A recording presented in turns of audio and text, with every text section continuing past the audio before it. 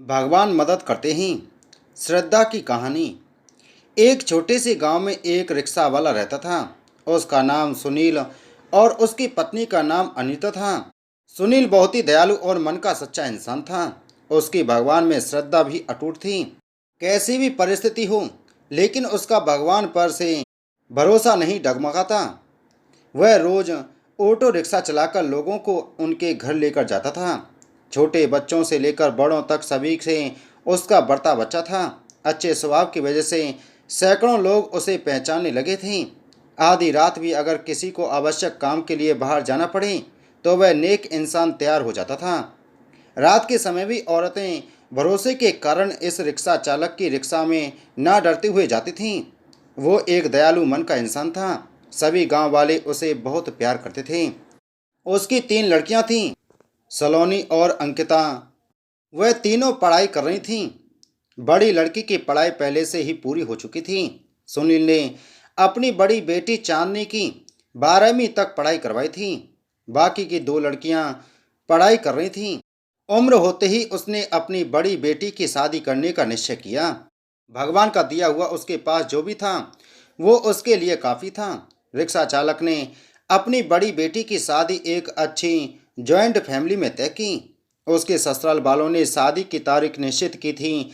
Rickshaw चालक ने अपनी बेटी की शादी के लिए पैसे जमा करने के लिए रात दिन मेहनत की थी। उसने अपनी बेटी को गहने, कपड़े और शादी का सब सामान खरीद दिया। वह अपनी बेटी की शादी का दिन देखने के लिए आतुर था। एक दिन वह भगवान के मंदिर में पूजा करने गया।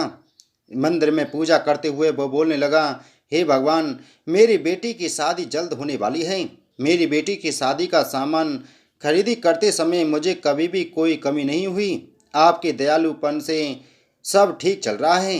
भगवान, सामान भी आ गया है, खाद्य पदार्थ भी पहुंच गए हैं। उसने इन सभी के लिए भगवान का उपकार माना और उन्हें धन्यवाद दिया। शादी को 2-3 दिन बचे थे। वह अपनी बेटी के पास गया और बोला, मेरे पास तुम्हें देने के लिए ज़्यादा नहीं है, पर मैंने तुम्हारे लिए कुछ गहने लिए हैं। एक अच्छे परिवार में तुम्हारा हाथ सौंप रहा हूँ। लड़का अच्छा काम करता है, वहाँ तुम्हें किसी भी चीज़ की कमी नहीं होगी। लड़की यह दूसरों की संपत्ति होती है, उन्हें एक ना एक दिन ससुराल जाना ही पड़ता है। कभी निराश मत होना बेटा। आज मैं तुम्हें यह पाठ सिखा रहा हूँ। बड़े लोगों की आज्ञा का पालन करना, अपने सास ससुर को अपने माता पिता समान समझना। मैंने तुम्हें 12वीं तक पढ़ाया है और सिलाई भी सिखाई है। ससुराल वालों ने तुम्हें कोई भी काम करने को कहा तो वह काम तुम जरूर करना। हमारी प्रतिष्ठा का ध्यान रखना। लड़की उसके अच्छे गुणों से ससुराल वालों को अपना बनाती है।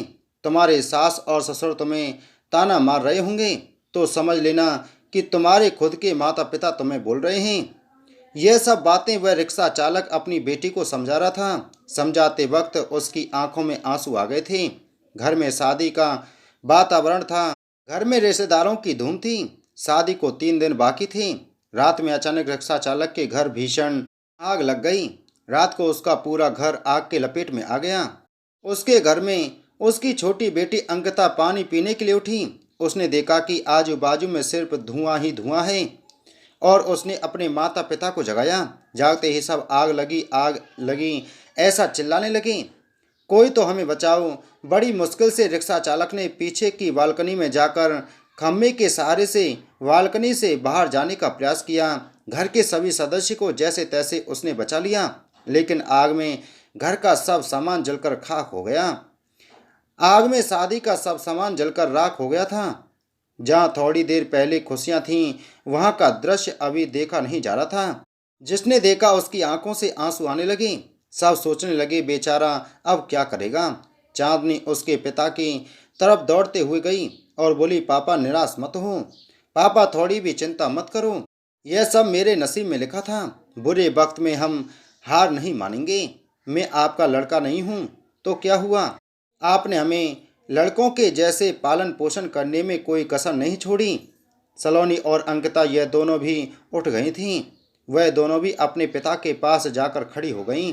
पापा, हम सब आपकी शक्ति हैं। हम तीनों ही आपकी बेटियां नहीं बेटे हैं। आज से हम भी आपके साथ काम करेंगे। चांदनी बोली, अगर वो लड़का तुम्हें सच्चा प्यार करता होगा तो यह सब देखकर भी वह शादी के लिए तैयार होगा। जो भी होगा वह मैं आनंद से स्वीकार कर लूंगी, चिंता मत कीजिए। तीनों बेटियों ने मिलकर अपने पापा को समझाया। आजू बाजू के सब लोग इकट्ठा हुए, साथ में बोल रहे थे कि ससुराल वालों को क्या जवाब दोगे। जो आया वह शोक व्यक्त करके चला जाता था। सुनील के घर के पास लोगों की भीड़ जमा हुई थी। सभी बोलने लगे कि आपने अच्छे काम करके पैसे कमाए थे। सुनील बोला, कदाचित भगवान की यही इच्छा होगी।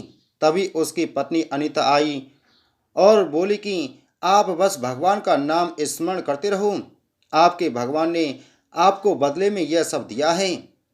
अब इस घर में कभी भी भगवान का नाम नहीं लेना। तभी सुनील उससे बोला, तुम नसीब वाली हो जो इतनी बड़ी आग में से तुम जिंदा वापस बाहर आई। यह नियति का खेल है, भगवान को क्यों दोष देते हो। किसी आदमी ने प्रेम से यह खबर दे दी। दूसरे दिन समाचार पत्र में खबर आई कि ऑटो रिक्शा चालक सुनील के घर में आग में जलकर सब खाक हो गया। उसकी बेटी की शादी को कुछ ही दिन बचे थे। गरीब आदमी अपनी बेटी की शादी कैसे करेगा। जिसने भी यह खबर सुनी उसने मदद की। उसे भले रिक्शा चालक को पहचानने वाले सब आए और पता नहीं अपने आप क्या लाए। उसका घर तोपों से भर गया था।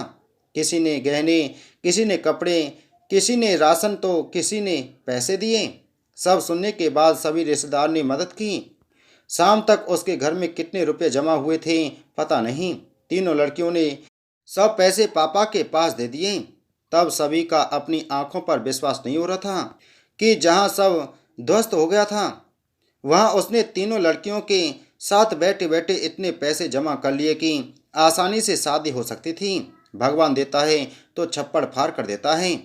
उसने अपनी बेटी की शादी मंदिर में बड़े धूम धड़ाके के साथ की। लोग आपस में बोल रहे थे कि सच्चे मन के इंसान को भगवान मदद क्यों नहीं करता। आज भगवान के इस चमत्कार पर सभी की श्रद्धा थी। भगवान जो भी करते हैं वह अच्छा ही करते हैं। रिक्शा चालक की पत्नी बोली, मुझे माफ कर दो। गुस्से से भगवान को क्या कुछ नहीं बोल दिया। तीनों लड़कियां हंसते हंसते माँ की तरफ देख रही थीं। देर बाद जहाँ सब रो रहे थे वहाँ सबके चेहरे पर खुशी दिखी। भगवान सच्चे मनुष्य की सबसे कठिन परीक्षा लेने में कोई भी कसर नहीं छोड़ते हैं। सुनील और उसकी बेटियों ने संकट के समय एक दूसरे का साथ दिया, अपना विश्वास डगमगाने नहीं दिया। सच्चाई और भगवान में विश्वास के साथ अपना कर्म करते रहिए। फल की इच्छा करो या ना करो, सही समय पर सही फल जरूर मिलता है। और जब भगवान हमारी मदद करना चाहते हैं तो ऐसे करते हैं जहाँ तक हमारी बुद्धि सोच भी नहीं सकती।